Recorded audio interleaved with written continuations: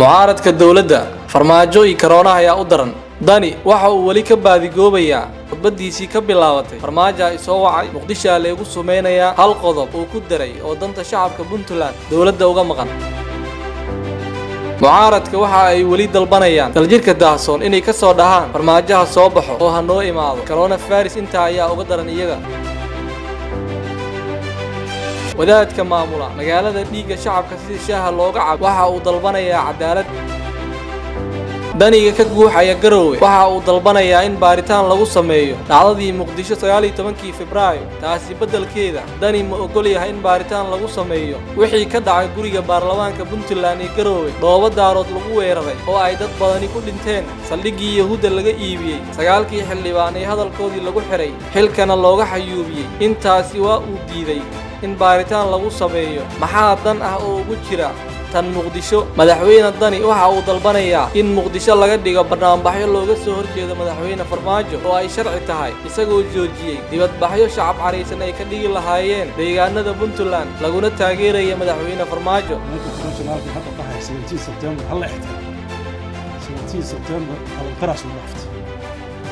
19 February la kadibis laakiin reality-ga marka loo hadlo waxaan ku eeybay daljirka daahsoon ninka wuxuu rabo hadba cidda ka yeersiisay waan madaxdii intay harashatay dhiiray dawlad ma jirto.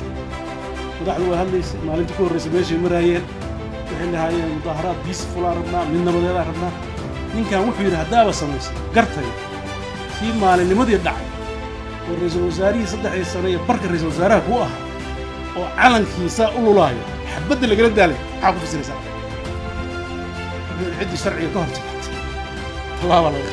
Axmed Madoobe hogaamiyaha maamulka halka magaalo waxa uu mucaaradka dawladda ku cadaadinayaa in banaanbaxyo dana shakhsi ah ay dhigtaan. wadaadkan ku soo shaqaxay al-shabaab waxa uu raadinayaa in cadaalad loo helo dhacdadii 19 Febraayo. waa Axmed Madoobe dhinaca kale idinka tusee isaga ma u cadaalad falaa dadka dhiigooda sida shaaha oo kale loogu cabayo magaalada Kismaayo ee habeenkii lagu dilay 9 qofood ee shacabka iyadoo subaxii laga soo qaaday meedkooda xeebta Kismaayo. haddana waxa uu dalbanayaa in wixii ka dhacay magaalada Muqdisho oo aan hal qof ku dhiman in baaritaan lagu sameeyo. musharaxiinta mucaaradka waxa ay doonayaan in ay xalaashadaan lacagtii ay ka soo qaadeen Kenya iyo Imaaraadka kuna doonayaan in lagu dumiyo dawladda. wali waxa ay dalbanayaan in dibadbaxyo waaweyn la dhigo iyagoo indhaha ka qarsanaya aafada coronavirus. dadka ay ugu yeerayaan dibadbaxyada waxa ay ku dhamaanayaan coronavirus danna kama laha, balse waxaa maankooda ku jira kaliya dagaalka Farmaajo. dadka dhamaanaya ma arkaan oo ay ku jiraan saaxiibadooda oo caan ahaa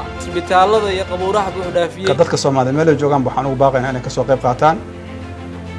haddaan maanta xaqiijin weyno 62 sano kadib inaan banaanbax nabadeed qabanno macnaheedu waxa waaye dariiqii dawladnimada waxaa hor taagan caqabaad iyo diktatoriyad iyo xurriyad la dagaalan iyo dawlad. waxaan rabnaa in la soo baxo barkulankeenuna waa sida la sheegay daljirka daahsoon iyo intaasoo dheeroo waddo kasta iyo jid kasta inaan ku soo baxno irid kastana aan ka mudaharaadno ayaa ballanteena ay tahay. maxaan saas u yeelaynaa?